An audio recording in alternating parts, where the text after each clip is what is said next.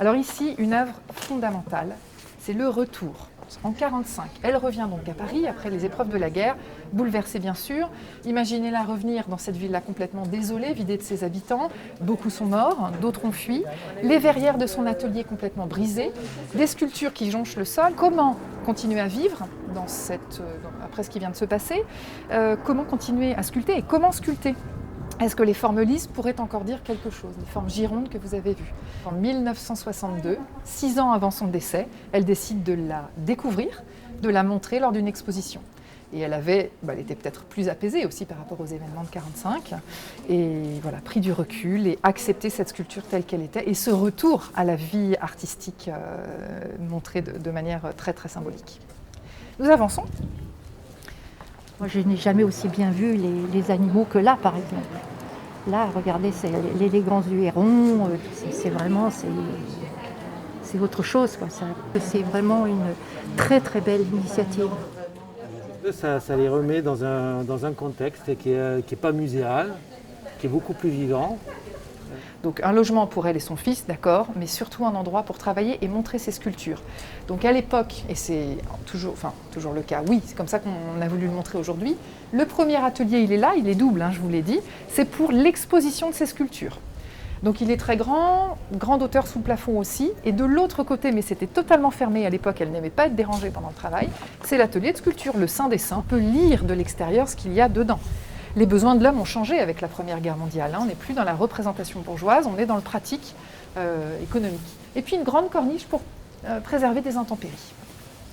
Alors, avançons.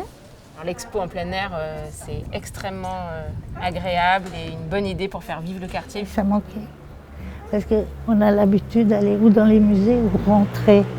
Là, on les voit en face, quoi. C'est presque comme si on les caressait.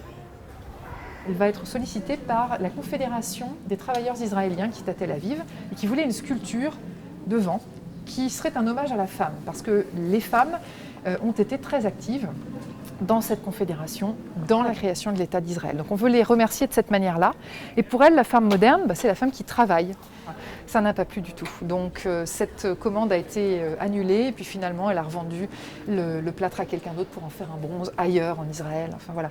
Mais tout ça pour dire qu'à la fin de sa vie, elle est très sollicitée pour des projets monumentaux d'industriels ou d'État, et en particulier celui d'Israël. Quand je suis venue dans cette rue, j'ai vu les statues et on a décidé de venir pour voir ce que c'était. J'aime bien la sculpture là parce qu'elle est assez grande, elle est assez indépendante, qu'elle aime être fière d'elle.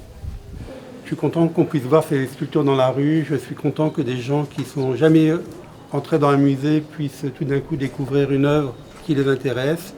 Et puis aussi découvrir une femme assez incroyable, assez extraordinaire, d'un courage inouï et pourtant toujours très optimiste, très sereine, très volontaire.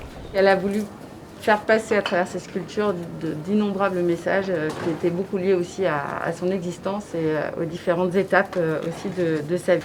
Et je trouve ça vraiment formidable, c'est pour ça que je ne serai pas beaucoup plus longue d'avoir pris cette initiative, voilà, de sortir de cet atelier, de faire connaître cet atelier. Bravo à votre travail et puis aussi à l'ensemble de l'accueil de la rue pour ce projet. Merci beaucoup. Donc, comme le disait Madame la maire du 14e, c'est à la fois un projet global qui est ouvert sur l'extérieur, sur les habitants. On voit que finalement, ville, État, quand on travaille de concert sur ce type de lieu, sur ce type d'exposition, on arrive à des projets finalement qui ont un retentissement formidable. Et voilà, le souhait que je peux former pour vous tous, c'est que ça continue. Et effectivement, on sera là pour vous soutenir dans la durée. Voilà. Merci Donc bravo à tous et bonne continuation.